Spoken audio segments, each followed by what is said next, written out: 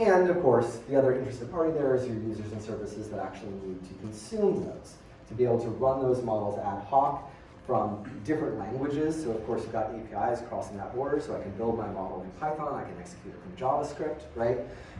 And lots and lots of different variation there. And I don't just mean users in the typical sense of like end users, I also mean think about services as users, right? There's other things in your organization that are currently running that can benefit from your ML models when provided as a service for them to consume, whether that's batch or whether that's real time in a longer chain of execution. Hopefully, and if you're not here yet, I suggest getting to this kind of basic model. There's a lot more details we could throw in here, but separate teams, perhaps, building separate models. They're iterating over them. They're doing their training in whatever platform they prefer. Might be on their machine, might be on rented machines, might be on a distributed training system, might be on a service, whatever. At some point, arrives at a point where they're like, okay, this code is good to go in its current version. Hopefully, that code's already in Git. That model that you've trained up should also be pushed to Git, or at least should be put into an S3 bucket somewhere that's replicated and backed up on a regular basis so you can get to those old versions when you need to. Your Git push occurs, your CI/CD gets triggered. CI/CD takes that predictive code, takes the model code, tosses it into some kind of serving and production platform. Serving and production platform hosts those models, however it happens to be doing it, whether it's container-based, whether it's machine by machine, whatever, provides APIs around that. They might be mediated by an API gateway to add additional characteristics to those APIs. And then that's provided out to all of your different applications, services, et cetera, whether it's desktop, mobile, other servers, yada, yada, right? Okay. Good so far? All right. Deploying those models. So how are you actually going to do it? Now that you're at that point where you say, okay, I've got some kind of workflow, I'm managing my model versions, I'm managing my code properly, I've got a core CI/CD, or at least some sort of launch process, even if that's just a shell script on my desktop that gets it from Git and then pushes it up into the server. What am I actually going to deploy onto? So, one option, raw server or some kind of cloud VM. You go, you grab yourself an EC2 instance, for example, pick out the right one. That's dependent on how much CPU power do you need. Do you use GPUs? Are you actually using CUDA libraries for this particular model? How much memory am I going to need? Balance that against cost, right? You don't want to over-provide because then you're just paying for this giant GPU-enabled server that's super duper expensive every month. But you certainly don't want to under-provide and get in a position where people's calls are just getting dropped because the server gets overloaded. The first time you configure one of these, it's a little bit laborious. You've got that analysis portion of figuring out the right machines. You've got actually bringing in the right libraries, settling out any dependency requirements across the different things you're using. But after you've done that for one particular model, one particular set of package dependencies, one particular set of characteristics, as long as every other model you release has the same operational characteristics and that same set of library dependencies, you're good to go. You can just copy that server. Great. Then, write an API wrapper around it, right? Then you can do this without too much difficulty in Flask by yourself, right? If you're used to Python, Flask isn't too bad beyond that. If you've never done any sort of API serving, it can be a little bit weird to figure out the first time. There's definitely going to be a bit of a learning curve, but ultimately, it's Python. It's fairly easy to figure out given a few days. It's going to make it usable from any language in any user environment, of course, as APIs do. So now someone else can just make a REST call to the API endpoint. Good. But what about those additional considerations, right? What does your security look like? Does it match the rest of your company? You're going to bring in your DevOps team to analyze it, make sure it's operating properly. How do you meter it? How do you know who called it when, et cetera? How do you authenticate that? How do you disseminate the fact that it's there? How do you let other people know? That often just ends up being reports, emails, manager-to-manager communication, et cetera, unless you develop a service for explicitly identifying and listing out all your APIs, their description and purpose.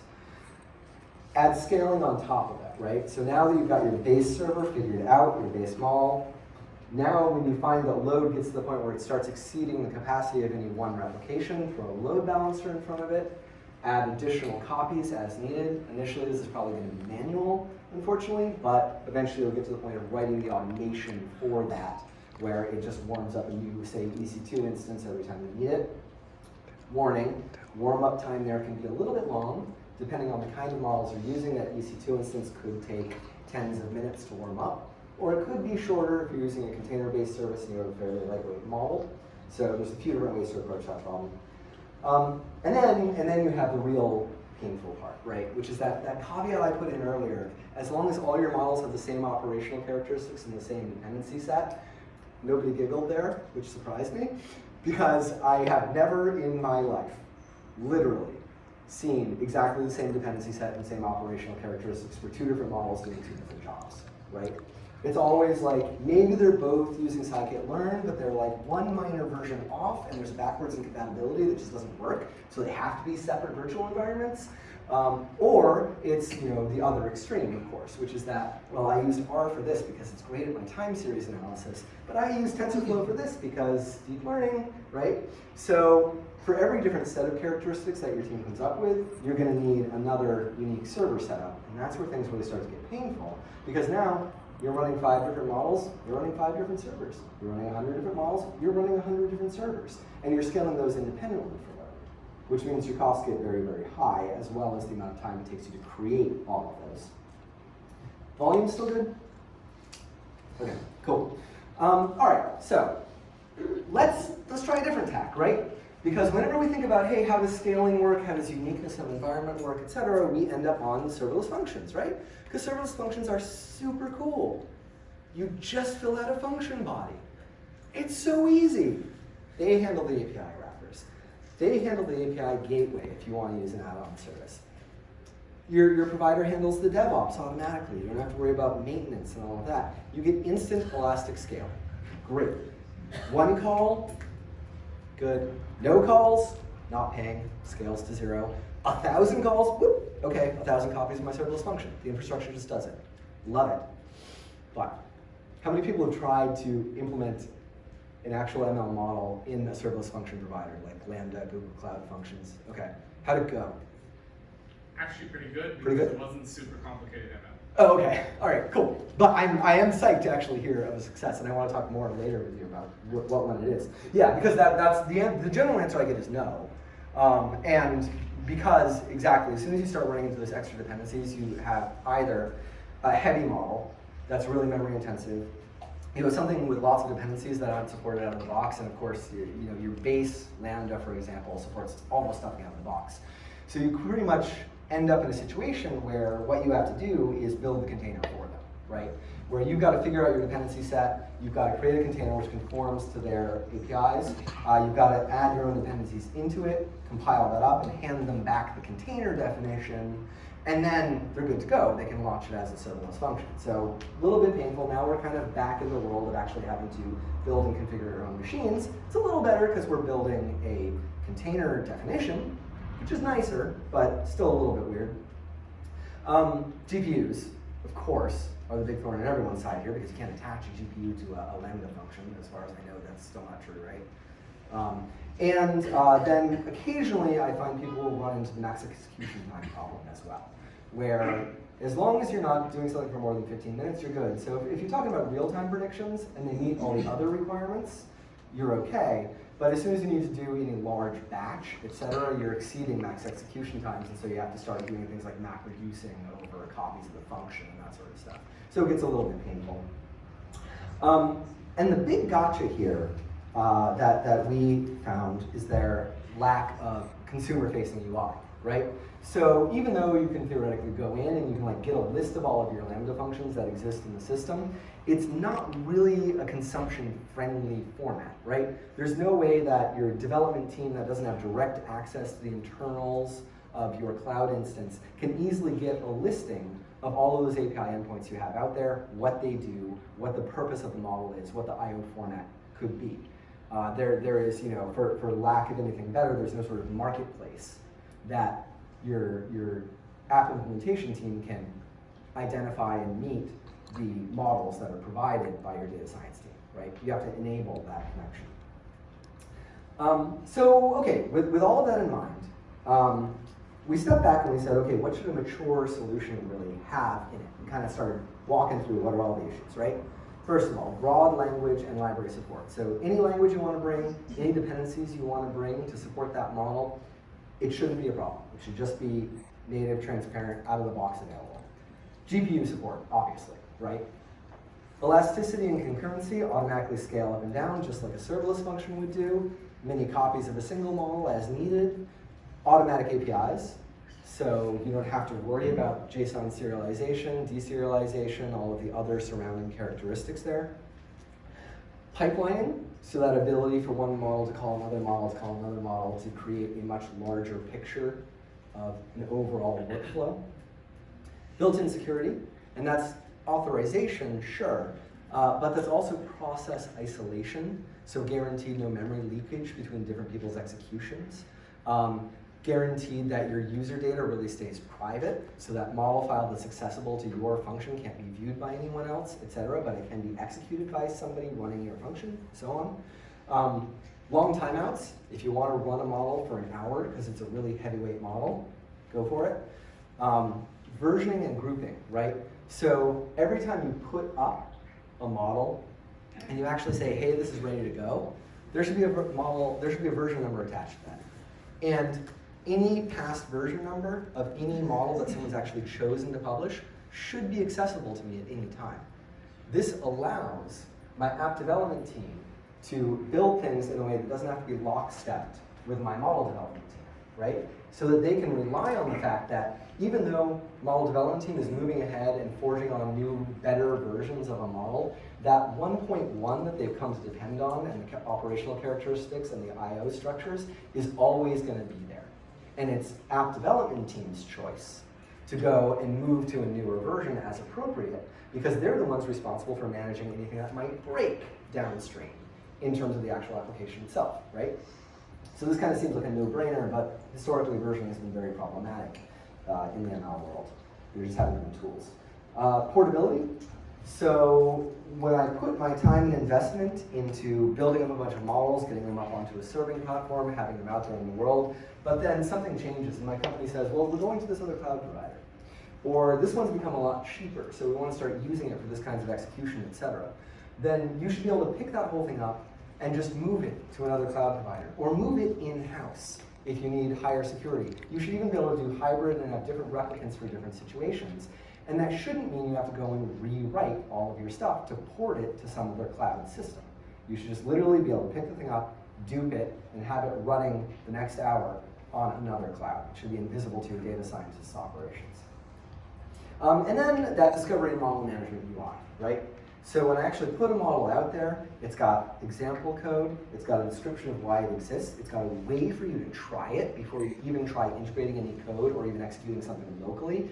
And then it should have a nice, easy cut and paste code block in every single language, so I don't have to go and read a whole bunch of documentation about the operational characteristics of how I interact with that, the heuristics of your particular API. It should literally be, I as, say, an outsourced consulting team working in another physical location can find the model, copy it in the language they're actually developing it in, drop it into their own code base, and it's just going to work from that point forward. So that's what we want. So this was our approach to building that. And there's lots of other ways to do this, for sure, but I want to take you through what we did and what we thought about. So the first thing we said is, obviously this is going to contain Docker. We're going to use Kubernetes to manage all of this. We're going to put REST APIs around it, right? The user pathway through the system is going to look like this. The user comes in and they're looking for something web-ish, standard web-ish flow, right? Web load balancer, different web servers in each geo region so that you get fast response right away. So user gets back that web page they asked for, log in, get the list of models, whatever it is they're looking to do. At some point, they want to make an actual API call. Okay, that's where it gets fun. API call comes in. It says, hey, I want to execute this model. I want it to have this input. Give me back a result. Hits an API load balancer. First thing the API load balancer does is it finds an available API server in their region. So we're cutting down on that time. You're not having to wait to get across the Pacific if you happen to be calling from outside the US, right, or outside of North America. It's going to be hosted near you. API server itself, inside whatever cloud region you're in, finds a worker, ideally, that's already warmed up and ready to go with that model instance. If so, it hits it and gets back a response. If not, it causes one to be warmed up. It gets a response from it. It sends it back to the user. If load starts increasing, preemptively start pre-warming containers, right? So that you're not going to have warm-up time. Over time, observe the heuristics, figure out what you can start to predict about what those containers are going to have to be ready to go at any given time. So what does that require?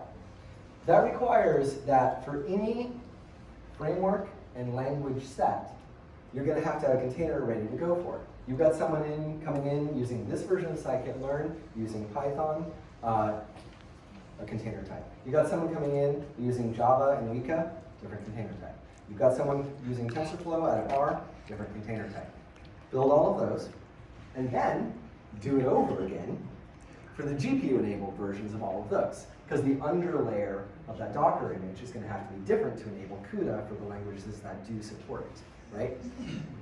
Build out those container types. They're going to be your base for actually any new piece of code that needs to be run. All right, then we start getting into the idea of like, what's that data scientist journey like? We've got the base infrastructure available now for them to be able to actually stand up a model, but how are they going to get it into our system, right? Are we going to make them build a container on their own machine? No. Are we going to make them, use a UI that has to come out of a particular training system, et cetera? No. We're going to make, initially, a pretty general, what you might think of as a function as a service interface, right? I say, I'm going to create a new endpoint. In our system, we call them algorithms, which is obviously a general term, but except for now, the algorithm means hosted machine learning model endpoint. Okay, so we create a new algorithm, we give it a name. It can exist under your own user space, or it can exist under an organizational user space if you need to be able to share it with your entire team. You pick what language you're building in. You pick whether or not it's going to be open source. You pick whether or not it's going to need CUDA, right? Whether it's GPU enabled. Okay, you create it. If you want, you can step right into a web IDE. So if you're doing something fairly simple and you can just cut and paste that code right over, boom, you drop it in and you're ready. Of course, you also have the option of using Git, right? Because you want to use your own web IDE a lot of the time. So one other pathway there is that instead of stepping into the web IDE, you get the Git URL, you clone it down to your own machine, build with your own IDE, do whatever you want, commit it back up. What about dependency management? Dependency management shouldn't require you to build things out on your own system if you don't want to. So it should be very easy to just drop in what the dependencies are you want. In the web IDE, that appears as a dependencies button where you just hit it and you drop them in whatever dependencies format is specific to your language. So you'll notice that this is identical to a requirements.txt file. It gets consumed by pip, right? So in, say, Java, that's going to represent itself as a Maven file, for example. Whatever you're used to working with in your particular language, that's how you declare your dependencies. No new complexity, right? If you're doing this through your Git repo with your own web IDE, you just commit a requirements.txt file, right? The server should take care of building it. They're going to have to run the container anyway. Why doesn't the server just build it for you? Okay. And then, when you're ready, once you're convinced that this is working the way you want, you hit publish, and you say, okay, this is ready to go either out to the world in general as a public endpoint, or privately, so only I or my team are able to execute that endpoint. In our marketplace version, we put a pricing concept on this in the public version because we wanted to be able to enable chargebacks, essentially, and commissions. So that if a machine learning developer comes along and puts a model out there and then makes it consumable by the general public, we'd really like for them to get paid back for doing all that work. And so we want them to be able to add a commission on each execution so they can do that. In enterprise environments, that's more often an interdepartmental kind of chargeback system or tracking kind of system. And then, of course, semantic version, right? Because why shouldn't machine learning models have semantic version just like every other piece of code anywhere? So I can actually tell you, hey, this is a backward compatible feature add. Or I can say, no, this really is a major version change. It's going to potentially be breaking to your API, etc. And that'll have the same meaning for my ML components as it does for any other piece of software out in the world. A few more add-ons. Pipeline, right? So we talked about being able to pipeline models from one to one to one. In Unit, we wanted this to be as easy as it is in Unix, where you just pipe between actual executions and the output from one goes into the other. In fact, we decided to even reuse the terminology and just say .pipe. So when you execute one algorithm endpoint, and then you want to chain another onto it, you could choose to process the whole REST call and go back and forth, or if you're using our CLI wrapper or our language wrappers, you can just say .pipe and send it on to the next one. So you really can chain that easily if you want to. And then the intelligent organized orchestration. So when you are using many different models, whether it's through that piping mechanism or whether it's through general external calls, now that we have this all inside one orchestration environment, we can start to observe heuristics over time.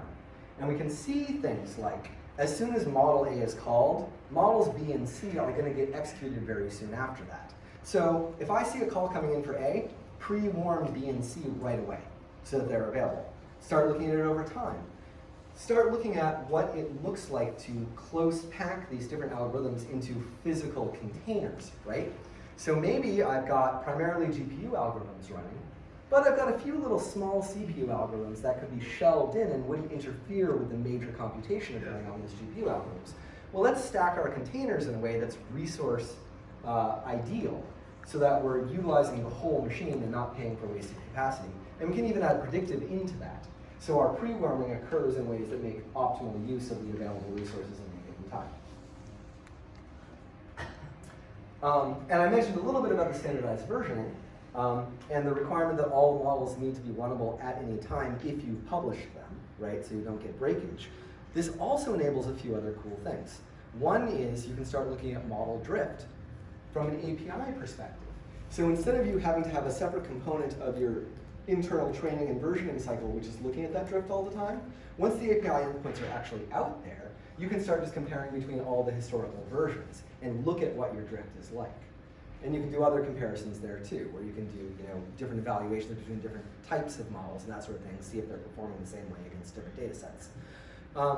Your app devs can choose to stay a version behind, they can choose to stay many version behinds. This allows for non-interrupted deployments, because all that they have to change when they choose to is the actual version number at the end of the API call. And if it's a non-breaking change, you're done. If it's a breaking change, then they're also going to go in and they're going to look at how your data packet has changed in terms of what it expects for input and output and make those adjustments before actually shifting that into production. But they can roll that on their own time. And then provide logging and analytics over that, right? So we want to be able to look at latency. We want to be able to look at resource usage over time. We want to be able to look at the system capacity as a whole and how much of it I'm using, scale up and scale down if needed, authentication, errors on that, API timing, error rates on the actual calls, etc. But also, besides all those basic things we're used to looking at, what teams are using the models, right? Which API keys are linked to which teams, which are calling which models developed by other teams. What applications on the end usage are actually using them right now, and conversely, which aren't that probably should be. So now I can start making recommendations about, hey, my data science team built this cool thing, but I noticed that this app and this app and this app, while they have a need for that, are not actually utilizing it. You're utilizing X third-party provider, so why don't we just bring that in-house and repoint the endpoint? Or why don't you enhance your app with this new capability that's available, right? You can do your interdepartmental billing. You can figure out whether or not the money that you've put into developing those models is actually paying off in terms of real usage and impact on end users. And if not, you can suggest, hey, let's switch to building these other kinds of models which are more utilized by those applications and would have greater benefit. And you can see the actual business impact of everything those independent teams have done. So logging and analytics, we're used to thinking of it as just resource usage. It goes way beyond that, and having those available for all of your models is super important. And then, speaking to that idea I was mentioning of, you want this to be portable across clouds, right? All of these different clouds have different underlying operational characteristics, right? What's your compute? Is it EC2? Is it CE? Is it something else, right? How does the load balancing work inside this particular cloud provider? How does the storage work, et cetera? And aside from the cloud providers, what about on-prem, right? We happen to choose VMware as the underpinnings for that, and so it's got its own set of operational needs. So you as an end developer who's actually building the models, who's actually bringing things in, or someone who's executing against it, you shouldn't have to think about, right? I need to use this kind of API to execute my computes, or I need to use this kind of API to go and access my data. it should be invisible to you with the same operational characteristics and the same heuristics and the same basic syntax, no matter what cloud provider you're on. And that's halfway to providing that portability, but it's also making things a lot easier for you, right? Now, the one place that that abstraction shouldn't be completely invisible, I will say, is storage, right? Because there's certainly a lot of times when you might be doing something like running your compute up on AWS, but your file is stored inside Dropbox, maybe, right? Because it's like the easy way for you to take your model, drag it into a folder on your desktop, and then have it accessible by your model, right? By your execution. So while it shouldn't be this mess of like the Bodo 3 client, right, where there's a very specific syntax and they talk about buckets instead of folders and the keys, the file name and that kind of stuff, and then you have to do specific methods on different things that are only for that particular client type, right? It should be generic. In the same way that when you're accessing a file on your machine, like literally through terminal, you don't have to use a different syntax just because that file is on a CD or a network drive versus a local drive versus floppy disks, I remember those. You just say, hey, here's the file path, and the system figures it out for you, right? So let's reduce it to that level of simplicity. If I'm getting my file out of S3 colon, bucket name colon, slash path, right? If I'm getting it out of Dropbox, same thing, I'm just using Dropbox as a prefix, so on, right? So you have that portability of file systems, but without lots of extra syntactic pain to get there. And then, lastly, I talked a whole lot about the model developer's experience here. But what about the model consumption experience, right? So that portfolio, that ability to go in and say, hey, show me everything that's available for me to view. It may not be everything available, but it's everything I have permission to view. That relates to computer vision as a category. Or do an abstract search for keyword extraction and find all of the models that match that. When I see a model I might want to try, click on it, and give me a description of what it really does. So that description is provided, yes, by the model developer, or at least by someone on their team, but it's housed very close to the actual code execution. So in the process of discovering the endpoint exists, you immediately see the description of why it exists and what the problem it solves is. You immediately see, I'll run an example, where I don't have to pull down code in order to test it. I can literally just type in a novel input that I want it to test on, hit run example, and it gives me back a result on that actual execution point, right? After that, and I'm sure I actually want to use this particular endpoint, then I get down to scroll down the page and say, okay, I'm implementing in JavaScript. And here's some cut and paste code that just does that for me. I'm implementing in Python on the consumption side. Here's some cut and paste code that just does that, right? And notice that that code is not very much different, or at least as little different as it can be across those different languages, right? So in lots of ecosystems, you'll find that the actual client implementations are done by completely different working groups for different languages. And this results in heuristics, this results in patterns, which are completely different across those different clients. So we really felt that that was unacceptable and made sure that everything about the client looked as close as possible and worked as close as possible across those different language groups. So it literally becomes, you come in, you find the endpoint you're interested in, you copy the code, you drop it into your own. You maybe change the API key to be a service worker API key instead of your own personal API key, and you ship it, right? So this is what we built. This was our solution to it. If you want to use it, you can just go to algorithmia.com. That's our public version of the platform. And you can try this out. You can throw your own models in. You can use them for your own private execution. But you can also explore all the other stuff that that community of 100,000 developers has built and try those out right out of the box. So if you want to add, face recognition or sentiment analysis or automatic colorization to your app right now today, it's going to take you about 30 minutes to do that. And if not, send me an email and tell me why it was harder, because it means I need to write more documentation to make it easier. But aside from the public platform, we really wanted to enable this within individual companies. So speaking to, again, the cloud portability, we said, all right, take that entire system that you see up on algorithmia.com, make it possible for an organization to go and install that inside their own private cloud or their own on-prem. So now that marketplace is your company's marketplace. It's the way that your company's app developers find the things that your company's data scientists have been building.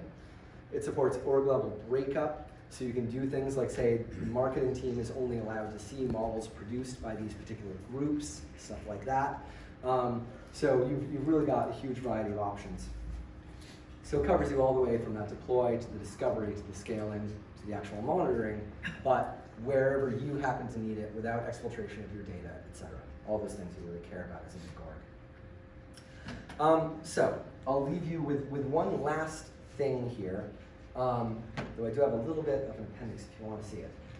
It looks like we're close to time, but I haven't got my warning yet. So you can, if you want to try out, this is 10 minutes, largely cut and paste code.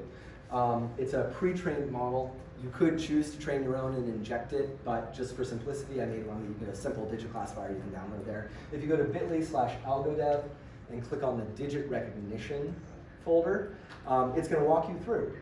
Copy this model down, copy this prediction code down, create an algorithm in the system, paste it here, set your dependencies, hit publish, and in about 5 to 10 minutes, you're going to have a working endpoint, just showing you that you can actually take that model and get it up and running, and then you can jump off of that template. And you can just say, okay, now with my own model, with these different predictive code, et cetera, that I'm going to wrap around it, throw it out there. I'm going to pause here for a second, and I'm going to show you my appendix. So not literally, that would be, but bit.ly/AI-DW-19, all caps, is where you can find this talk. In addition, if you do choose to try out algorithmia.com, that same sequence, AI-DW-19, all caps, is a sign-up code, a promo code that'll get you $50 in the system to play around with. That's in addition to the 5,000 automatic credits that we give everyone every month just to play around with stuff and enjoy. If you run into any problems, hit that little support chat on the bottom. You might get me. You might get the other John Nealing. We're also hiring. So algorithmia.com/jobs. Seattle, we're remote. We're about 30% remote at this point. Really bright people, really collaborative, unlimited PTO, all the usual perks, right? And we're looking for DevOps people. We're looking for smart platform developers. We're looking for folks in sales and marketing. We're even looking for some leadership positions. So check it out. With that, I'm going to run you through real quick. Just what it actually looks like, so you can get visibility on what it's like to deploy on the system, right? So, step one, you hit, boom, I'm going to create a new algorithm, right? All right, you get that same page. What's the language I'm working in? What's the name of it going to be? Open or closed source? Does it need to access the internet? Does it need to be able to call other algorithms? If you turn both of those off, you can completely black box it, so no data can get in or out at all, except for the algorithm call itself. So depending on your security concerns, that may be preferable. Check whether or not it uses CUDA. Either clone it down or git clone it, right? So you can work from your own web ID or your own ID, or click on the web ID, which I'll demonstrate here. Dump your code in. Obviously, it's going to be a lot more complicated than this, but this is a simple basic hello world, right? You hit build. Obviously, Python's not compiled, but here's where it's injecting it and making the endpoint enabled, right? It says, okay, it's ready to go. Type in some input down here. Get back some output. Repeat this process until you actually have a model that's doing what you want it to do, right? When it's ready, hit publish. Say, okay, who's allowed to call it? Anybody or just me? There's also an org option in here. What's the pricing? What semantic version am I releasing at? Go ahead and publish. All right. Now I have a page. Now other people can actually come here. They can check it out. They can run an example. Type in hello. Type in John. Get back hello, John. Okay. I verified that my endpoint is working properly from the end user's point of view. Scroll down. Grab your code. Test it out in curl maybe, just from your terminal. Grab, JavaScript snippet, drop it into a web page somewhere, boom, it's actually executing. Throw that web page up, you have just actually published your first runnable model on the web that other people can come along and execute. That's it. So, thank you very much for your time. I might have a couple of minutes for questions, but otherwise, please feel free to get in touch with me, PCKJON at all socials, and I'll leave you with this link. Thanks.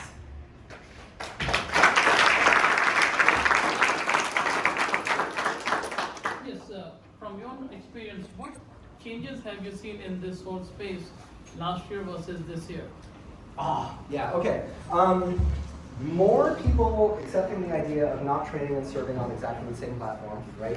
So, obviously SageMaker is still strong for certain use cases, but people are more and more getting the idea that like training can be independent and you really want to be able to use whatever system you want for training and whatever system you want for hosting. A lot more thoughts about integrating CI/CD and actually having a full end-to-end pipeline. So sometimes people are building internally, sometimes they're using tools like us. We have, for example, CI/CD examples that we just published this year that allow you to publish directly out to Algorithmia via our API calls. So a lot more attention to what does that really look like end-to-end, especially as it relates to even the origin data, where I want to be able to version tag the data I'm actually training on. That's going to be built with a particular versioned level of code. That's going to generate a particular versioned model file. That's going to go out to a particular versioned endpoint. And so when someone comes along and they say, hey, I'm seeing errors on this particular API endpoint, and it's reacting in a certain way I don't like, you can trace it all the way back even to the origin data, which is really hard to do in most systems, but now people get that that matters so much. There's a million other things, but I want to take